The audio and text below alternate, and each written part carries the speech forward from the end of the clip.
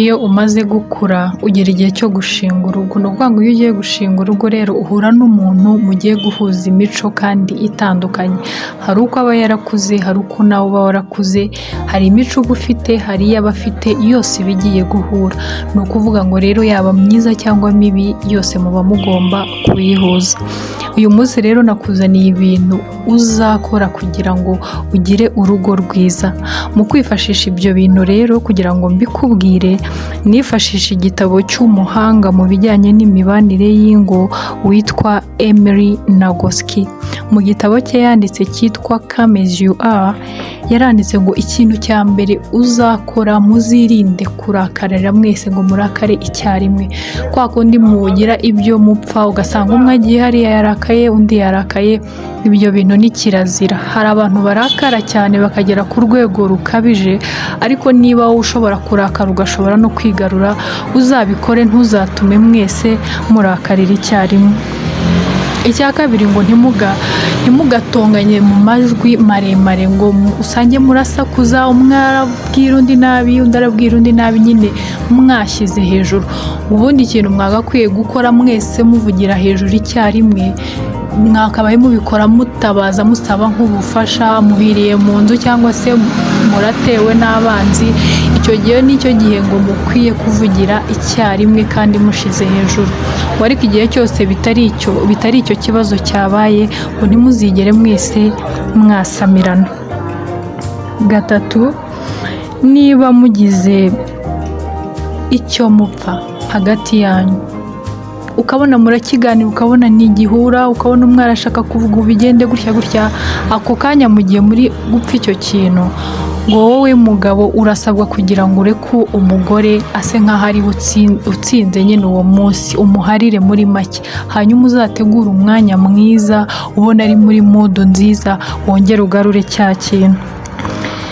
Icya kane, ngo niba hari ikintu unenze, kinenge mu buryo bwiza, atari kwa kundi uzanga urabona ibi n'ibi, nyine kwa kundi usakuza cyane.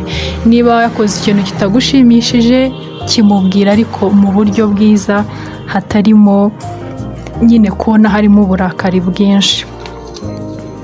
Ikindi ngo ntuzigere na rimwe ugarura amakosa y'ahahise.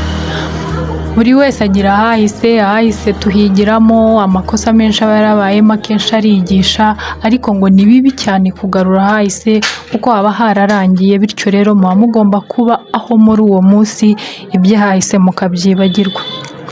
Ikindi ngo ntimuzigere na rimwe mujya kuryama igihe muzi neza ko mufitanye ikibazo kitararangira. Mwicare mubanze mukiganireho, mugisotinge kirangire, hanyuma mujye kuryama.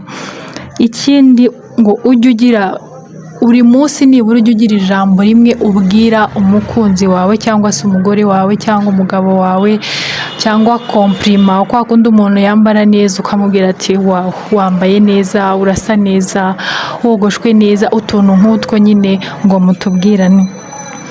Icya munani, niba wakosheje, emera icyaha kandi usabe imbabazi. Wijya gushaka kuvuga ngo kubera ko nakoze ibi ngo byagenze gutya, nyine ushake kwidefanda ugaragaza ko hari impamvu zaguteye gukora icyaha. Emera ko wakosheje, usabe imbabazi, full stop. Ikindi, mubohokerane, mubwizanye ukuri, ibyo ufite muri wowe ubimubwire, bibe byiza cyangwa bibi, aho amakosa wakoze n'ibiki byose ubimubwire. Kwa kundi mubohokerana mukabwiza ukuri, niho hagenda havamo urukundo rwimbitse. Ni ukuvuga ngo iyo mugenzi wawe ababaye urabimenya, n'iyo yishimye urabimenya, ariko iyo ugiye ku ruhande akabana ibye nawe ukabana ibyawe, usanga hari ibigenda bikura muri umwe utabizi, ugasanga byabyaye ikintu gikomeye. Mu ikindi, mushake ikintu mukunda muhuriyeho. Hari abantu bakunda gusoma, niba ari nk'ibitabo by'urukundo se, gukina amakarite, ibintu nyine muhura ukabona mwese ngo murabishoboye. Iyo mikino ngo mwicare cya gihe mwarangije akazi mukine ayo makarite se, mwicare hamwe musome icyo gitabo, inkuru runaka, w'ibyo bintu bizamura amarangamutima meza hagati yanyu. Wakoze cyane kubana nanjye rero, ibyo nibyo naguteguriye. Niba nawe wakunze ikiganiro, ntugende udakoze subscribe kandi kunzogera kugira ngo tubane umunsi ku wundi. Bye bye, ndabakunda.